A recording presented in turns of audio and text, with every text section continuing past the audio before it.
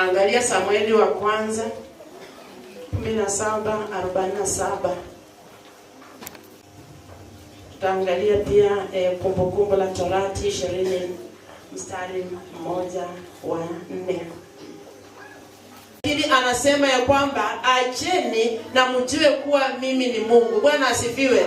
Ni kumaanisha ya kwamba kila jambo tukaweze kusarenda, tukajiachilie kwake na tukaweze kujua kwamba yeye ni Mungu katika matendo ambaye atayatenda. Wapo ananena hivyo, sisi twamuelewa kuwa ni Mungu.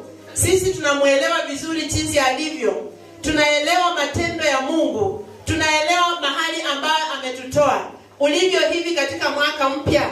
Do you understand? Bwana asifiwe. Utakapokuwa na imani utatulia. Na iwapo una wasiwasi, haujui ni nani akatende, haujui ni nani ukamueleze, haujui ni yapi ukayapeleke wapi, hautaweza kutulia. Bwana asifiwe. Kuna vita vya sirini Bwana ameweza kutuepusha wewe pamoja nani. Kuna mambo mengi ambaye Bwana ameweza kuyatenda. Na kwa hivyo amesema katika yote wewe nyamaza. Akasema ukajue kwamba mimi ni Mungu. Bwana asifiwe. Umeweza kuyasabua yaliyo mengi. Huenda umeweza kuomba hata ukafunga, umeendelea kuomba Mungu katika hali hii na ile ingine, lakini katika yote umeona kana kwamba Bwana amechelewa. Mpendwa, ukatulie, maana vita ni vyake. Bwana asifiwe.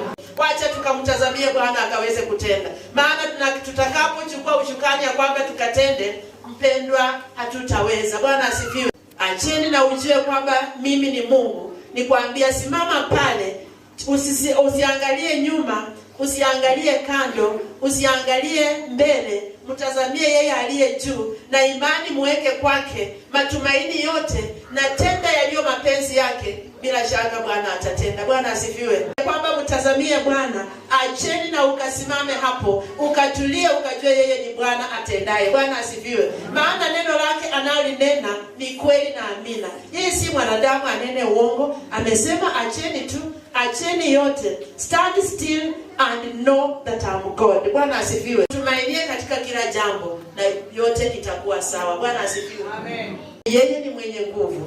Si ni kwamba apigane vita vya damu na mwili. Si ni kwamba akapigane kwa mapanga. Si ni kwamba akapigane kwa upanga, apigane kwa mkuki. Lakini Bwana atatenda kwa wakati wake. Bwana asifiwe. Kwamba kila lile lizito ulilo nalo, huenda umekuwa nalo, umelibeba katika mwaka huu, Mungu wetu anaenda kubadilisha. Yani you are about to experience God's manifestation, ya kwamba anaenda kutenda mambo makubwa, yale ambayo wengine watasema hata huyu pia. Bwana asifiwe.